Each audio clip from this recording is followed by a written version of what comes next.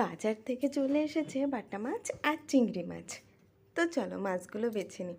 জানো তো আমি এখন বেশি রেসিপি দিতে পারি না, কারণ আমার রান্নাগুলো হয় খুবই সাদামাটা।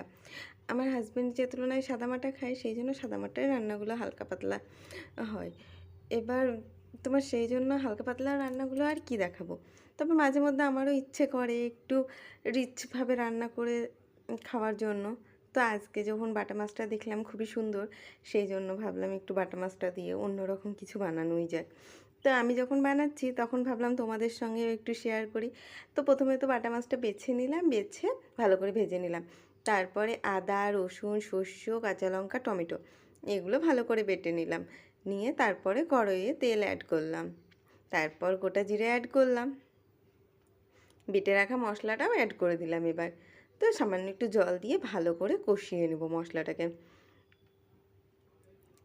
তো মশলাটা কষিয়ে এর ভেতরে আর সেরকম বিশেষ কিছু অ্যাড করব না, শুধু লবণ, হলুদ আর কালারের জন্য কাশ্মীরি রেড চিলি পাউডারটা।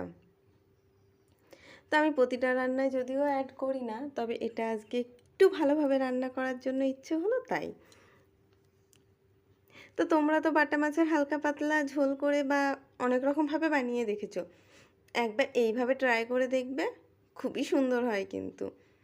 কারণ এটা রান্না হয়েছিল মঙ্গলবারের দিনকে। খাওয়া দাওয়ার পরেই তোমাদের রিভিউটা দিচ্ছি, একবার ট্রাই করে দেখতে পারো কিন্তু। তারপর ঝোলে জল দিয়ে দিয়েছিলাম, ঝোলটা একটু ফুটে উঠলো, তখন মাছগুলো অ্যাড করে দিলাম আর একটু কাঁচা লঙ্কা অ্যাড করে দিয়েছিলাম। এবার ঢাকা দিয়ে দিলাম, তারপর নামিয়ে নিলাম। তো ফাইনালি আমার মাছের ঝোল তো রান্না করা কমপ্লিট হয়ে গেছে।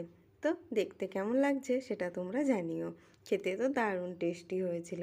আর চিংড়ি মাছটা হালকা পাতলা করে রান্না করেছিলাম। তারপর মাছের ঝোল ছিল আজকে, আর স্যালাড তো লাগবেই, আর তার সাথে ছিল কাঁকরোল ভাজা। তো আজকে রান্নাবান্নাগুলো কেমন লাগলো জানিও।